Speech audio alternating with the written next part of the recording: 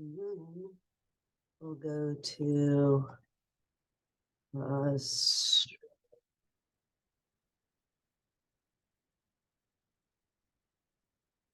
participants. Okay. And so Me? what I'll do here, your guest. So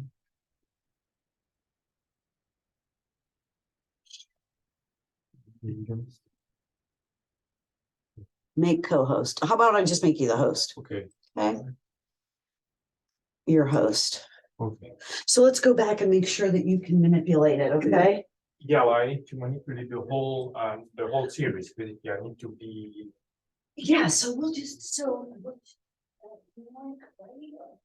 Unless you want me to.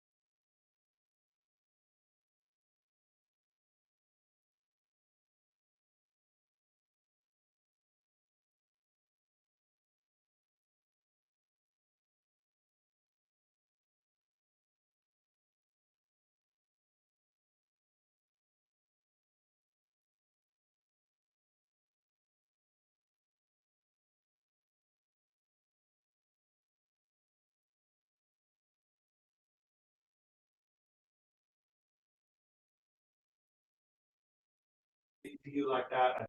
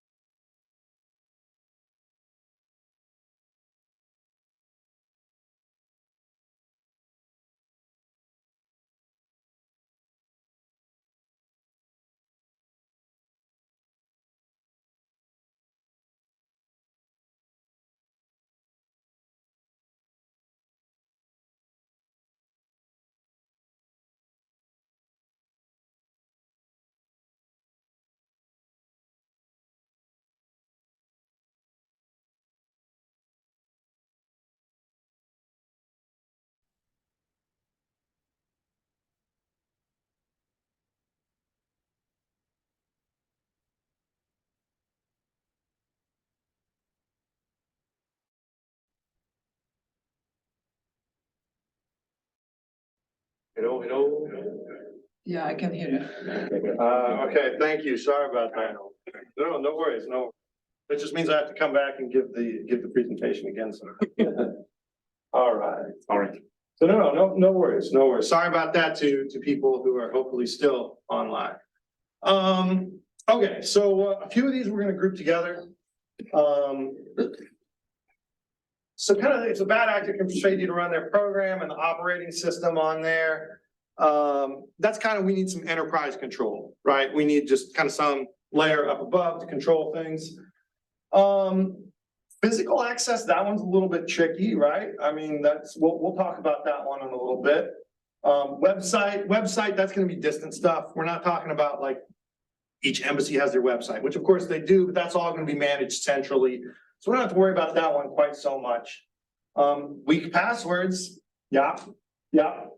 Administrators, encrypted data. So again, how do you if you have like an encryptor device, how do you secure that device and that key, especially when it's in Ouagadougou?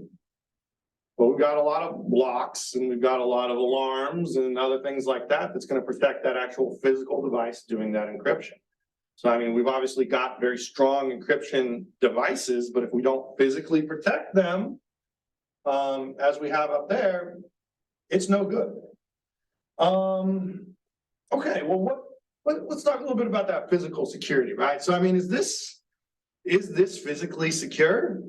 And what does a good lock look like? How do I know if a lock is good or bad? What is the point of a lock, first of all? If I lock that door, is it going to stop you from getting into this room? If you're really determined, I mean, what if you really, like there's like gold bars and $1 million of cash sitting in this room? Is it going to stop you? No, how are you going to get into that lock? Probably kick the door down if you get in. Pick the door, or what's right next to the door? Window. The window. You're going to smash the window, reach around and open the door, and then you're going to get in and steal all the money and all of that. So you kind of have to look at it holistically. You could have a really secure door, but if the window next to it is there, what good does that really do you? So you have to know a little bit about physical security. For the most part, the way that locks are designed, and I did have to take a number of locks classes when I signed up for this job, the lock is not going to stop a determined attack. What it is going to do is slow them down. Okay, so you're just trying to slow them down. Furthermore, a lot of our like GSA locks, which are like the government approved locks that we use, it's there to show if somebody got in, they can't do it surreptitiously, right? So breaking the window, I'm going to know you got in, but what if you pick that lock, right? Or the hinges on that door are on the outside. You might even just be able to take the hinges off, remove the door, get in, and then put the hinges back. No one would know that you got in to steal the $1 million or whatever else. So there's a lot to just the physical component of protecting those encryption devices and all that. And the point of those locks is to slow people down. So that's one thing that we check when we're going overseas is, hey, our encryptors and everything else that's locked up, how is it secured? Okay, similar to the Cheeto lock though, there's passwords and stuff that are bad. So this is the one little finding I had when I was in Melbourne a number of years ago that I can share with you. Just like the Cheeto lock, if you have default passwords, you're in trouble. So this was on a device that actually was not one of our devices. It was like the telco router, right? You get that telco router, you put it in, your room, and you go off and running. Well, if you don't check that telco router, you can find things like this. How is everybody's Cisco? Anyone good with Cisco commands here? Anyone really familiar with Cisco? Am I the only CCNA here? All right. Far out. No, so that's normally the case when I'm in places. You can probably figure out this command line foo that's going on here. So you can see, first of all, that the password was Cisco, which was very easy for me to guess. And a lot of these checks and tests that I'm doing are really basic. This is not the rocket science of super cryptography or whatever going on. This is basic. The telco did not change their password, right?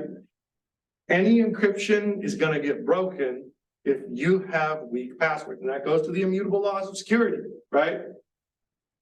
You have the best algorithm in the world, but if you've got a shitty password, it don't matter. You can get in. And I got in. So the next thing I do is, okay, I'm going to dump out the configuration for this device to see what's going on. So now I'm trying to identify this device, right? I see this device, it's got weak password, I've gotten into it, I'm trying to ID it completely. Well, so furthermore, when I dump out the configuration file, they've got a point-to-point protocol. So this is again for the telco, and it goes back to their home base and their office building. They've got their passwords for their point-to-point protocol and their telecommunications company unencrypted in the configuration file. So now, very likely, their whole network in that country has been compromised. And of course, I see this, and this is a friendly country. This is, a first world, very developed country, Australia. And I'm like, man, this is crazy. So fortunately, we have liaisons with these countries, and we're able to get in touch with the telco and be like, hey, your whole network is probably compromised because you have weak security practices and you were not following the 10 commandments, the immutable laws of security. So this was a finding that I actually had, didn't really affect the department because we obviously had encryption on our end of things, but it was a discovery that I found for that local telco in that country, just while doing the course of my job. So again, it's not rocket science. It's just very, very basic stuff. And I found it with Nmap. Are you guys familiar with Nmap? How many people have used Nmap? I see one person use Nmap. Okay. Nmap is your friend. It's open source. That's how you can port scan all of these devices and see, hey, what's open, what's talking, and whatever. I saw Telnet was open. I connect with Telnet and off to the races. Maybe we'll even do a special something on Nmap sometime. So I feel like it's easy to learn, difficult to master. Easy to learn, difficult to master. Okay, so what are other basic caveman style things that you can do and that we do again while we're doing these cybersecurity assessments? So the CSA, that's cybersecurity assessment. It's actual footage of me doing caveman methodology on there. You don't need complicated tools for the most part. I can just click around and see what's going on. So this was actually in Kiev. So I was in Kiev, Ukraine, doing this type of work. And I see, oh, there's an open share. Like what is in this open share? Oh, there's a security folder. I like security. Well, I find some scripts in the security folder. And it looks like they do some stuff. But this is what we call in the hacking realm, like living off the land, right? I can find a way to execute code, which goes back to the immutable laws, right? Well, can alter the operating system, or I can run their program. Then it's not your computer. So this looks like a way to do that. Right? I can run some code on this computer, and is it actually running? So I checked, yeah, because there's permissions. So how do permissions work on computer in the Windows realm? There's actually two sets of permissions, and they can kind of conflict. One is the actual like NT file permissions, and one is the share permissions. And if they aren't both in agreement, there can be problems. So we were scanning one of them, but we weren't scanning the other one. And so this one slipped through the cracks. And this goes back to technology is not a panacea, right? If you don't verify that your tools work, they're no good. So you've got to always verify that your tools work. So I can see that this is a scheduled to run task, and it's running regularly. And if I wanted to, I could put my own code in there and I have it execute what I want. So thankfully, I was the first one to discover it, and we cleaned it up and got it fixed up. But it's a lot of just basic stuff like that. Again, all the fancy cryptography in the world doesn't help you if you've got that script running, if you've got weak physical security, if you've got default passwords. And it's the basic things where we get bit the most. And just kind of cleaning those up. It's kind of think of it like a dental hygienist. If you only go to the dentist when you have a problem, like your tooth hurts and it's falling out, it's probably too late. You got to go get your teeth cleaned regularly in order to prevent those problems. So it's almost like you're the hygienist of the computer realm. And that's what a lot of security work actually looks like. It's not the fanciest algorithm. It's not whatever. So I want to invite you all out on adventures. Obviously, once you guys get your degrees or whatever, or maybe people who are tired of sitting in an office here and want an exciting lifestyle. So my technical job title, security engineering officer. You can do it with any engineering degree or computer science degree. We'll take you. It's not open right now. They're reviewing applications from the last thing, but it will be open soon. We do have other positions available open right now, though, STS. So if you really want to focus on that physical security side of things, STS, you don't even need a college degree. Just need high school education. You can sign up. They're the ones who really take care of that physical security all around the world. Also, right now, we have the diplomatic security agent. That's the gun and the badge overseas. So you do have to have a college degree for that. And you do have to be an American citizen as well, of course. There's, of course, you're gonna have to get a security clearance, and that's a long process, but totally worth it. All those jobs require, of course, American citizenship and a clearance. But it's a good job, and if you're looking for adventure like myself and you want to do security, it may not be the fanciest cryptography algorithm ever, but if you understand that stuff, it really helps, because a lot of these things that I'm doing, if you don't understand how the computer works, you can't find the ways to exploit it. And that's ultimately kind of how it is. A lot of people just want to trust the machine. Like, oh, the machine says it's good, dashboard says it's set. And I've seen that happen before, right? So we've obviously got like vulnerability scanners overseas, and in these posts, I look at the alerts and I'm like, okay, there's no alerts for this post. Wait a minute, there's no alerts for the last 6 months. No alerts for the last year. The scanner is not working. It's not functional. It wasn't hooked up correctly. I had to swap a few cables around and stuff like that. So if you just look at the dashboard and everything is good, that may not be the case. The tools can lie to you. Technology is not a panacea. So anyway, that is pretty much it. I can send you guys out these links to everything and questions. And one of my favorite ones, what does cyber even mean? It is in my job title, but it's one of those words that's kind of lost a lot of meaning. I don't know what it even means anymore. So maybe you guys can tell me, or if you guys have any other questions for me. Any questions about a life of adventure yet? Well, a lot of it sounds like pen testing. I mean, is that? So it's not quite pen testing. So pen testing would be I'm actively running exploits. I'm not doing that. right? I'm not authorized to run the exploits on the system. I can check it using Nmap to see, is it likely exploitable? But you never want to just kind of pen test a production network, right? You want to be very careful with that. So I can scan it. I can use Nmap to say, hey, what protocol version is it running? And that sort of thing. Because obviously, going into cryptography, right? I mean, SSH version 1 versus version 2, those are completely different things. Version 1 is very exploitable, version 2 is not. So it's not just knowing that that protocol is open, knowing what version of that protocol. So if I see SSH version 1 reporting, well, then I know there's a problem. I'm not going to run that exploit. So yeah, it's not exactly pen test, not exactly pen test. Yeah. You mentioned audit, what exactly were those?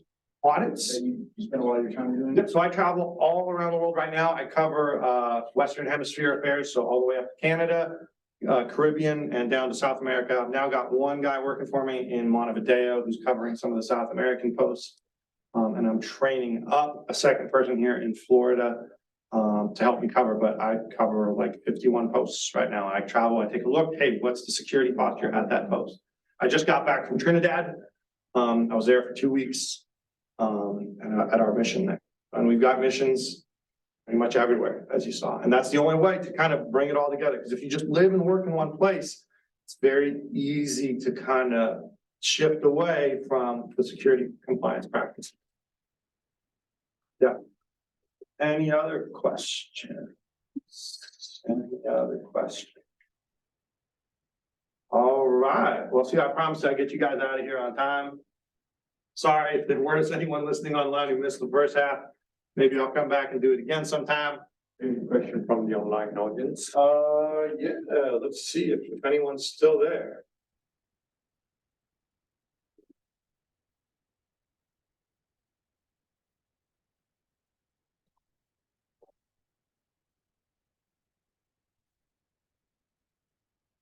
David, Emmanuel, Andrew, Maria. All right, and you guys can get in touch with me. Yeah, I can put,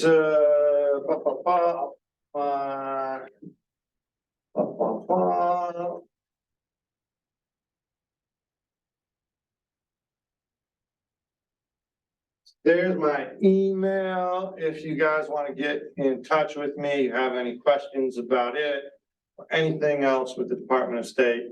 You're looking to leave that job as a professor and travel the world. You're tired of being a grad student, or you're coming up at the end of your grad student time and you want your housing paid for. You want to live in exotic locations around the world and travel around. So yeah, take a look. Give me a shout if you need anything. And there's a wide world out there. Florida is amazing, but there's a lot of adventure to be had elsewhere. All right. Anything? All right. Thank you. Thank you. Yeah.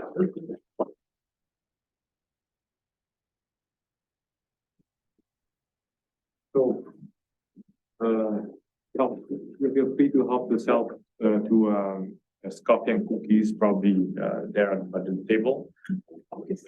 Huh? No cookies. No cookies. Okay, only coffee.